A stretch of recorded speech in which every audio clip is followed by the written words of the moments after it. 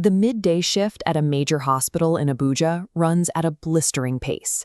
Between the relentless hum of monitors, the clatter of moving equipment, and a constant stream of emergency intakes, the sensory load is intense. In the middle of this current sits a doctor, deep into her 12th hour on the floor. If you watch closely, you can see the physical toll of the shift, the way she aggressively rubs her temples while staring down a towering stack of patient files. But the moment a call comes in, fatigue is locked away. Her posture straightens, the chart snaps shut, and she's back on the move. She moves from bed to bed, dispensing diagnoses, checking vitals, and adjusting treatments. Each interaction is a highly concentrated burst of medical expertise, delivered in a matter of minutes. To the patient sitting on the exam table, she projects absolute certainty and calm. What they do not see are the aching joints and the immense mental strain required to hold that reassuring posture in place. This polished, highly effective persona is the visible doctor. It is the final, highly curated product of an intense preparatory process. We only ever experience the last 10 minutes of her shift.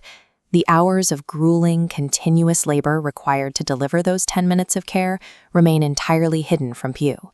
When the sun goes down, the hallways empty out, and the ambient noise finally drops.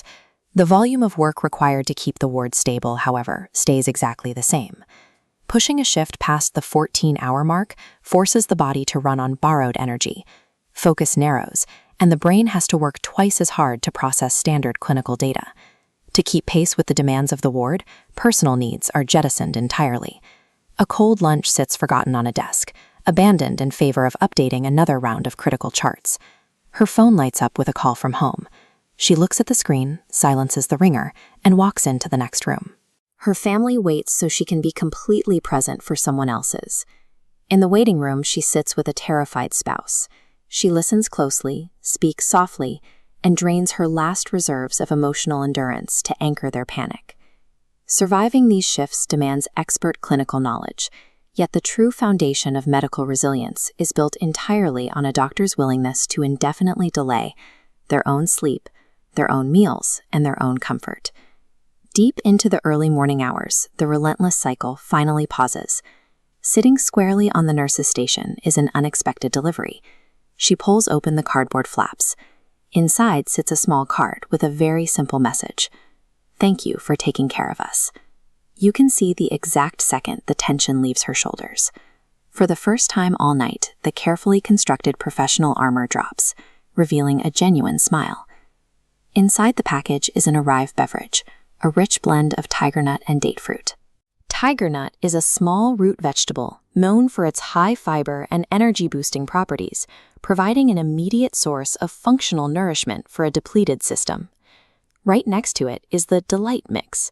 The bright, sharp combination of apple, hibiscus, and ginger offers a different kind of revitalization, proving this gesture is highly specific and intentional. This small package acts as a circuit breaker for the entire shift.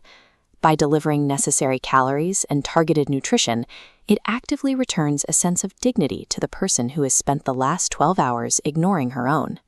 She carries the box into the break room, and within minutes, her equally exhausted colleagues start filtering in from their respective wards. They gather around the table, picking out their preferred blends. One doctor grabs the Ultima bottle, relying on its rich cocoa powder infusion to act as a deep, grounding source of physical comfort.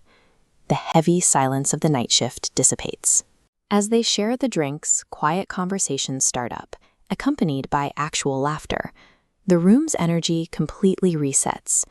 The people running our hospitals sacrifice their own basic needs to keep us functioning.